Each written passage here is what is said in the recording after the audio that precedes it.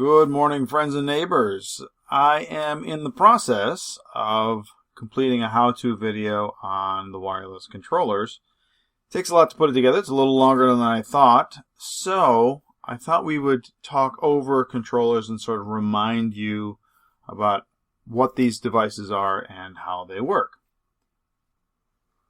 In order to understand controllers, we sort of have to think about how decisions are made traditionally in a network, and in fact how many decisions continue to be made in most network devices. Usually the model is that devices make their own decisions, especially in the case of forwarding or configuration. So if we think about switches, routers, and access points, all of these devices have their own tables. When you're a wireless node and you join a network, you go through a joining process, you scan, you authenticate, you associate. That's all with the access point. Then you're entered into the access point's forwarding database. When that access point forwards your traffic to the next device in line, usually a switch, the switch processes its source address table, enters your MAC address in the source address table, and decides what to do with broadcast, multicast, and unicast traffic. If the traffic has to leave the network and moves up to a router or a device performing routing, and then the routing table is accessed, and so the decision is made there. So all of these decisions are local to the device. Each one of these devices has its own configuration. These become really important ideas for us. So one of the questions that sort of gets to the heart of this particular issue is, where is the intelligence? Where is the decision actually made?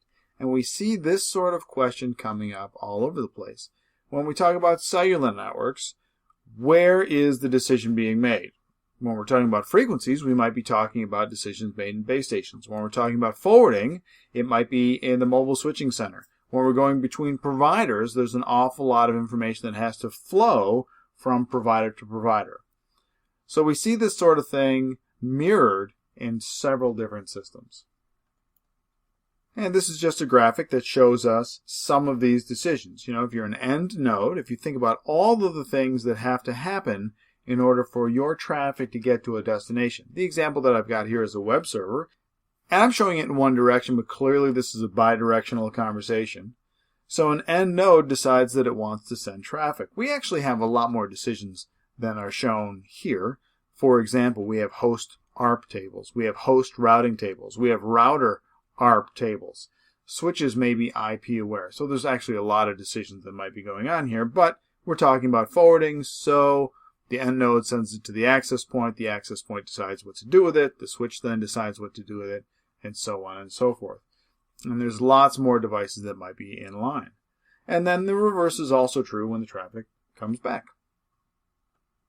Now we do have some distributed conversations in our networks today. These are not typically the forwarding decisions, but for example, if I want access to a network, I might have to log into the network, and that goes to an authentication server. While the access point and the switch, maybe a router, are going to forward my traffic to the authentication server, the authentication server in the end is going to decide whether or not I get into the network, whether or not I can actually get access to a particular set of resources. Now that might be all access to the network, or it might be a subset. So I might be able to web browse, but I might not be able to get to my network services. Depends on how your authentication is set up. Another example is SNMP. The devices in the network might be SNMP clients, and they might send traps or information about what's happening on the network to the SNMP server. The SNMP server can also query these devices and ask them what's going on.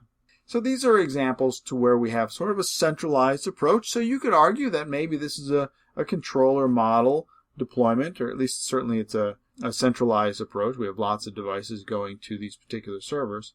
But this is not forwarding decisions. So that's an important difference here. We're also not pushing out configurations to these devices, although with SNMP I could make changes to my network devices. Now when we talk about wireless devices and we start to think about what an access point does, well, I did a how-to video for you on how to build your access point. So I set up an SSID. I determined the authentication mechanism. I determined whether or not the SSID was going to be present in the beacon frames. On the interface, I could have determined the encryption methodology. I could set up local access control lists. So the AP then was going to accept clients. All by itself, it was going to determine whether or not the clients got access to the network. All by itself, it was going to determine how traffic was forwarded. So the AP made a lot of the configuration decisions and made a lot of the forwarding decisions as well. So this AP has a lot of processing capabilities, some memory associated with it. We refer to this kind of AP as a fat AP. When you sit down in front of an AP and you console into it and you build the config on that AP, that's a fat AP. So how does this change if we put controllers into the topology? Well, as you'll see when you watch the how-to video, or as you do it in lab, I sit down in front of a switch and give it a configuration. I sit down in front of a controller and give it a configuration. At no time do I connect to the access points. So the access points don't have any knowledge of the configuration at all. I build the entire wireless configuration on the controller, and the controller pushes that configuration out to the access points. All of the decisions are made by the controller. As a really, really good example, there's a checkbox in there that says, do you want to allow clients that haven't been given a DHCP address from this controller to have access to the network? That would indicate that if the controller is not aware of the DHCP lease, that node is not allowed to forward traffic. So the controller is checking all of this stuff. The controller can even take an AP offline and use it for scanning, for finding out what's going on in the network. As an example, we might do this for rogue mitigation. So the APs that are controlled by the controller are said to be thin APs. They have a lot of capability. You can convert a thin AP to a fat AP and vice versa. But the default model is that the AP itself doesn't make a whole lot of decisions, and you certainly don't talk to the AP directly to make the configuration. There is a protocol that we use for this, or protocols, CAPWAP and LWAPP. These are the protocols that run between the controller and the access point for this configuration. And here is a graphic that shows that. So we've got the controller off to the left here, and it is pushing out configurations and monitoring what's happening on the APs as indicated by the red arrows here. Now the management node is what I was using to control the controller. I was configuring the controller. This underscores another basic principle of network design. In network design, what we want is all of our management interfaces to be on their own network, their own VLAN, and that they're not touchable by our data network. We don't want regular nodes or regular traffic to have access to these management interfaces. So in a text box on the right there, I've indicated that there are a couple of interfaces on the controller that are in the management VLAN, and that is the AP manager and the management interface for the controller itself. The APs will be in a DHCP scope that is also part of the management network, and that stands to reason because the APs are going to be talking to the AP manager interface. And then, of course, I've got my management node, the node that I'm using to browse to the controller. All of the wireless nodes will have a separate DHCP scope and be on a separate data network than the APs and the management interfaces. So that's kind of how this works. Now the controller model is becoming more and more common. And remember that I'm talking about this in terms of forwarding decisions and that network intelligence sort of idea. Software-defined networking is certainly where we see more and more of this. We see a lot of this in the cellular network. When we take a look at how traffic is forwarded between base stations, even inside a particular cell, and then certainly when it leaves a provider's network. We're getting more and more vendor support in more and more types of networking devices. There is a cost.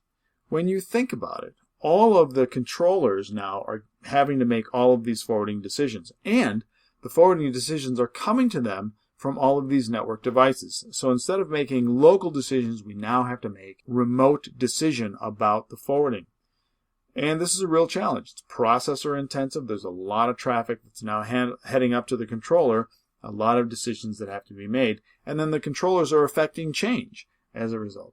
When you consider how fast wireless network connections are getting, we start to realize that as the AP itself can do 100, 200, 300 megabits per second, and that I might have a 2.4 and a 5 gigahertz side of this, we not only have the increase in power requirement, so a changing power over Ethernet standard that goes back to the network, but also the link that connects to that AP has to be much faster. So we typically see 802.3 AT as our power standard and gigabit network connections going to our APs. Well, that'll do it for our overview on controllers. Thanks very much for watching. Thanks for listening, and may your packets always reach their destinations.